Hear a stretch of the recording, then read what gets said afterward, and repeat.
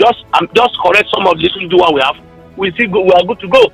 Okay. It's not law. It's not our problem as far as I'm concerned. Okay. The implementation of the law, the sincerity on the part of those who implement the law, is our problem. All right. Thank you very much. Now, to another headline, it says 9 illegal refineries with 1 million barrels per day production capacity uncovered in Bayelsa State. Abdulhamid, currently OPEC quota to Nigeria is about 1.2 million barrels per day, thereabout. And at the moment, Nigeria is, giving below that, about 900,000 the last time we checked, about 900,000 barrels per day. That's what we're producing. If illegal refineries, 9 though, it's giving 1 million barrels per day production capacity, which just been uncovered in Bayelsa State. Would you expect? In fact, what's your perception to that particular story? What's your expression? What's your position on that? I think that is for me is laughable. Laughable in the sense that, look, how is that possible without people who are supposed to monitor them seeing them? How is it possible without the security agency who are meant to supervise and ensure that, look, those things are not done? How is it possible and those who have been given 40 million or so per month to monitor the pipelines are not seeing it, or they are not seeing anything before now? So for me, it's a compromise. As far as I'm concerned, the refinery or wherever it be, whether legal or illegal refinery, wherever it will be done, it's not going to be a small thing. It's not going to be a small. You not use just a small cup to do it. It will be a big thing. So how is it happening that people are not seeing it? For them to be able to produce as much as that. As far as I'm concerned, the thing is there is a compromise between, just like what Afari the Kubo said. Even though the way I manage it, I also assume as part of those things is complaining of. Okay. There's compromise between those who are supposed to monitor the what's it called, the oil, and those who are doing the business, and those in government as well. And that's why I see in it. There's a compromise. Until that is done, we may not get result. It's unfortunate that we're not doing enough in terms of monitoring our oil and ensuring that our oil is not being stolen. It's one of our major problems, and some people have benefited from it. Because all business, this thing you are talking about, is not a small business. It's not something that you and I who don't have money can do. It involves a lot of money, and it involves a lot of issues, the connections. So how come are they doing it freely? So you need to look inward between those who are in government and those who are meant to monitor the crude oil. Okay. And that's why I see it. It's unfortunate. All right. And let me take you to the front page. I think we have like a few minutes to go, but the front page of the Daily Trust newspaper, and he's talking about terrorism and insecurity.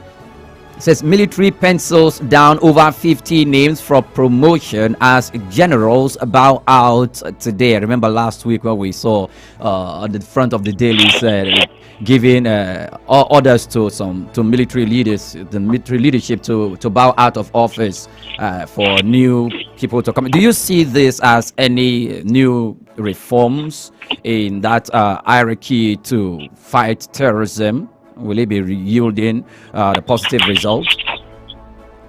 No, it's not a new reform. It's normal. Once you appoint somebody below those who are in front, those in front must have to go. Must give way. I don't like that practice. And you are having that situation because people who are following seniority, who are not following. Yes. Are you getting my? Yes. You know, if you want to follow the ways you go and you appoint people who are on top, there will be no need for people to resign and go away. But now they have brought people under them who are far below them. You can't expect them to be in the military. You don't expect it hierarchy. Your guys, you don't expect the senior to be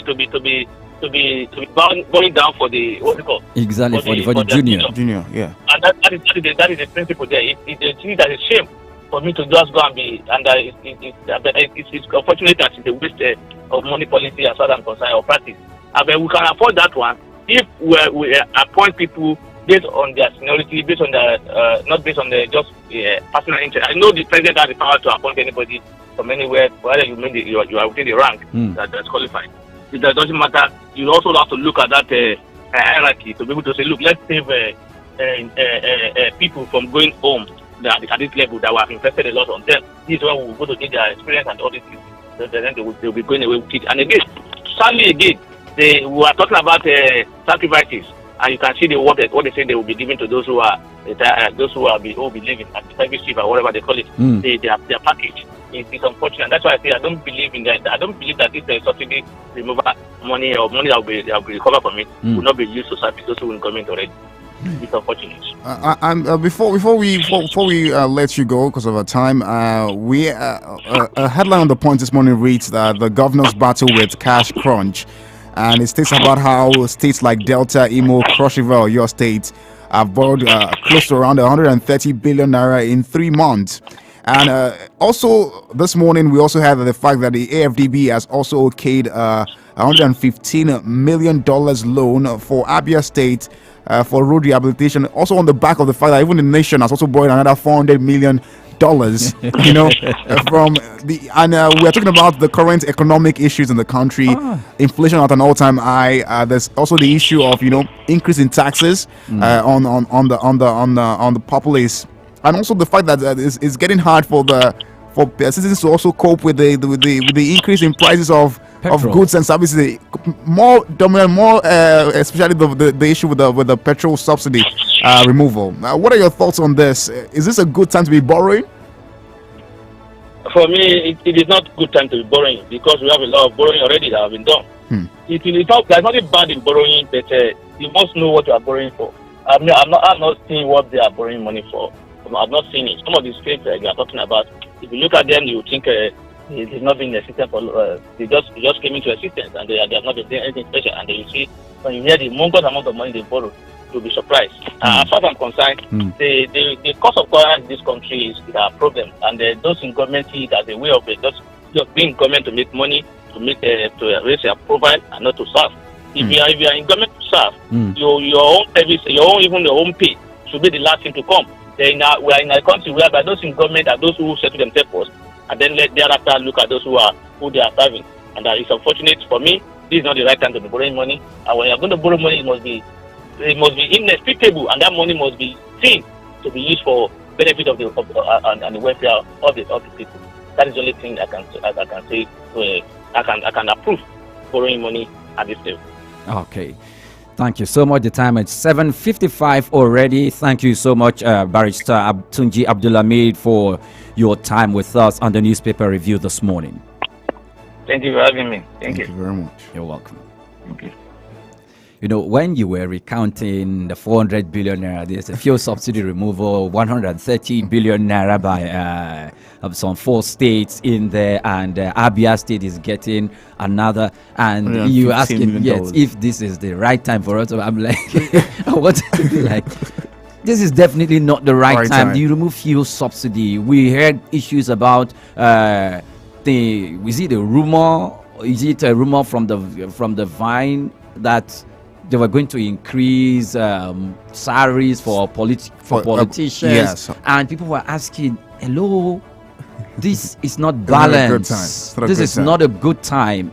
So, well, I feel a lot of times I feel the government should sort of rate the pulse of the people before embarking on certain policies. Some policies are good, but they're expedient. That's a question, because really, quite a number of times, these policies that are taken, quote unquote, and according to them, are for the betterment of the people, the masses. But the time at which those policies are being taken, in a time where there's a growing resentment, on the part of the people, and growing action on the part of the people. And I feel sometimes before we borrow, yes, maybe borrowing is good. Maybe what you're borrowing for is also okay. But right now, nobody in the country wants to hear about borrowing at all. At the government, because once we, for example, the increment of 1,000 naira on vehicle renewal, yes, it was maybe a lot of backlash. That how am I paying 1,000 naira extra to renew whatever I have on my vehicle? And people are wondering, and what the average person sees is the fact that this is a rollback of a policy that was taken by the government, and this is probably a way for them to make money to pay back that debt they had borrowed. And that's the way. It might not be so, it might not be true, but that's the way the average Nigerian sees it. Or because if this tax has been increased, it's because maybe they borrow money from one China and they're trying to pay back. So increasing the tax is a way for them to recoup the money they borrowed, the money they've spent. Falls down on the people. And it falls on the people, and that's the way people see it.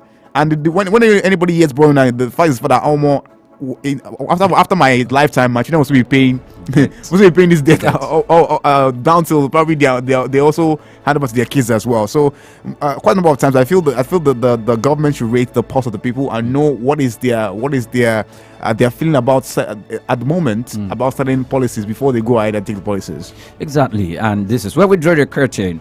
As we draw the curtain, I think it's imperative to remind the government that one of the things that Nigerians clamored for even during the previous administration was to cut down on the excesses of governance. We hope this administration is going to toe that line and do the needful concerning that request from Nigerians.